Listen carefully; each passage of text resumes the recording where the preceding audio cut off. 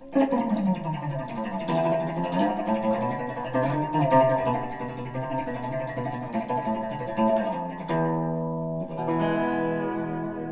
this video we're going to take a look at the Byzantine scale, otherwise known as the Double Harmonic Major scale.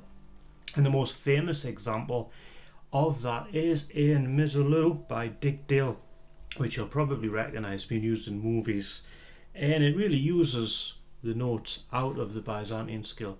Now the most confusing thing about all these exotic scales is probably how to pronounce the names of them.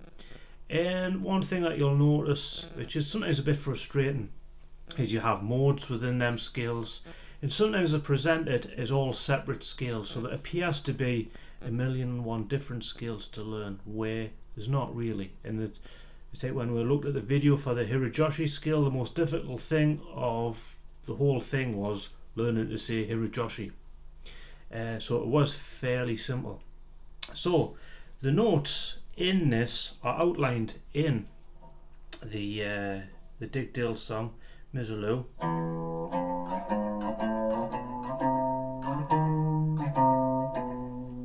And it does sound very like harmonic minor, but it's not actually harmonic minor. Like we said, it's double harmonic major scale. Within that there are modes, which we'll look at some of them shortly. So going to look at this in the key of E, and the notes in it are E, F, G sharp, A, B, C, D sharp, and then we have our E again, and you'll notice the F there. So you have this very unusual three notes right next to each other, which is quite unusual. You get that in the blues scale, but we've got that in this scale now. And what that reminded me of is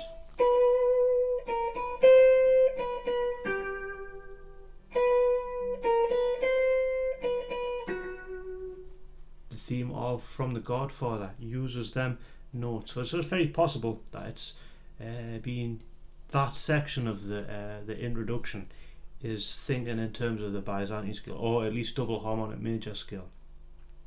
Now, before we look at how to play the scale all over the neck, we're going to look at some of the chords that are available, because this can be used in the case of the surf rock track that we mentioned. It can be used within Western music. A lot of heavy metal guitarists use this scale. But we have an E chord, we have the F, we have a G sharp minor, an A minor. Now when it comes to the B note, we could have a B 7 out of 11 or a B flattened fifth is in there. And we also have C augmented. So chord progression wise, we can come up with some quite interesting progressions of E, A minor, G sharp minor, A minor. Or we could have E, A minor, B 7 out of 11, back to E.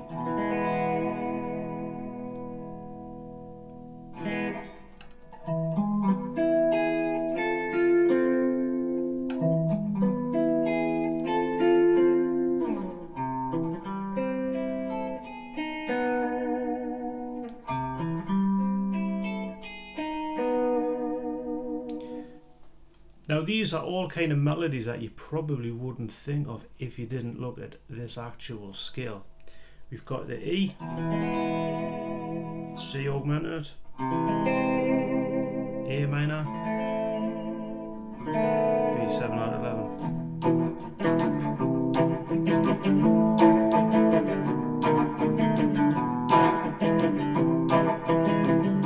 Sorry.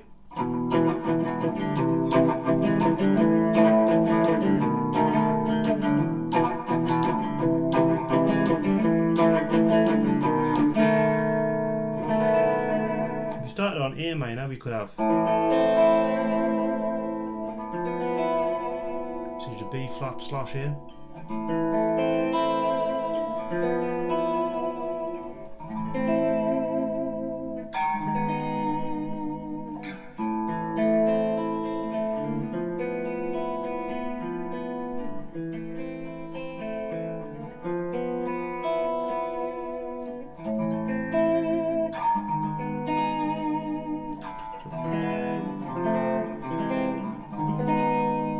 There's a lot of different possibilities there. So have a play around with them chords and see what you can come up with.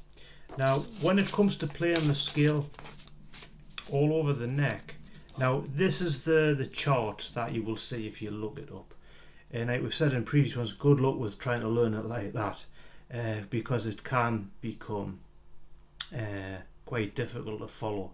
So we're breaking it down and looking for like little repeated patterns that are going to make it easier to be able to follow. So in the open position, root note being on the E,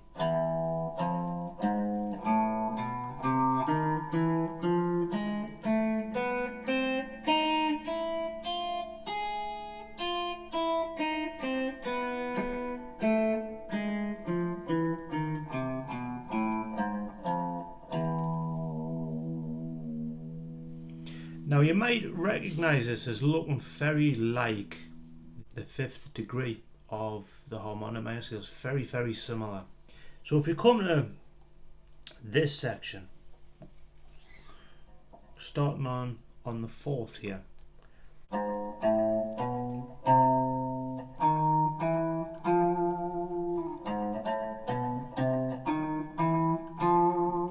and that pattern is going to keep repeating, so we'll do it like this. Then that same pattern again, this time starting on the 6th fret of the D,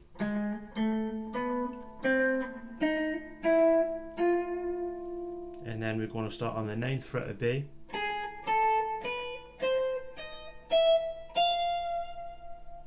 so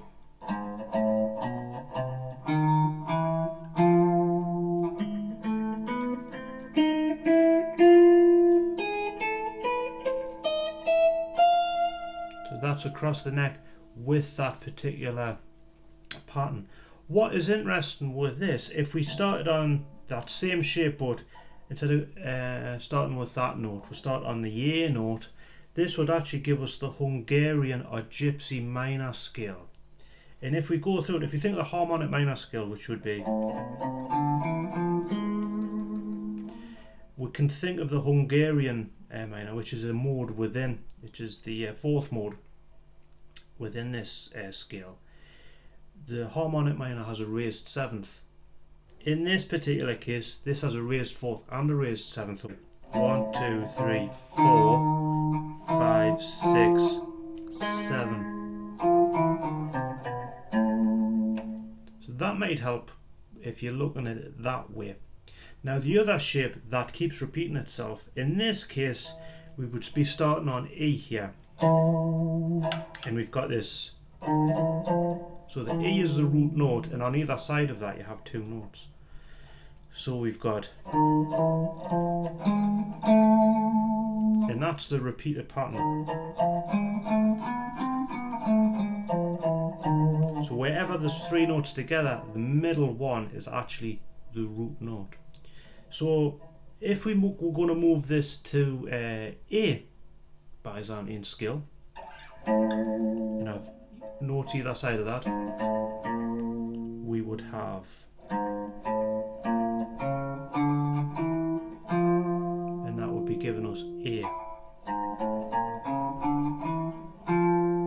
Then we've got the same pattern again, and then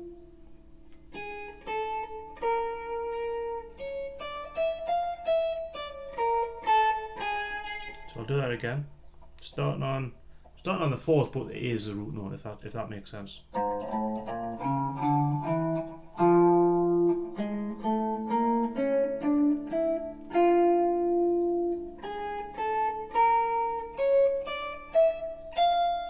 cover the entire neck. So as always, thank you for watching, and I hope that helps you be able to know the Byzantine scale, named after Byzantium, I think it is, in Greece, so it's got that kind of Eastern sound. Check out the modes within it. The fifth degree of the scale, or the fifth note of the scale, will give you the Oriental scale, and there's a few there. I've put the chart on the screen. Check the link in the description for the chart and a bit more information. What is frustrating sometimes with this is, I think I saw a post on Instagram which played the Byzantine scale, then I played the Oriental scale, then I played the Hungarian scale, and it made it look as if they were all different separate scales, and they're not really. They're all the same shapes, but you're using a different degree of the scale, or to give you the mode name. So I hope that clears it up. Any questions, let me know in the comments, and as always, thank you for watching.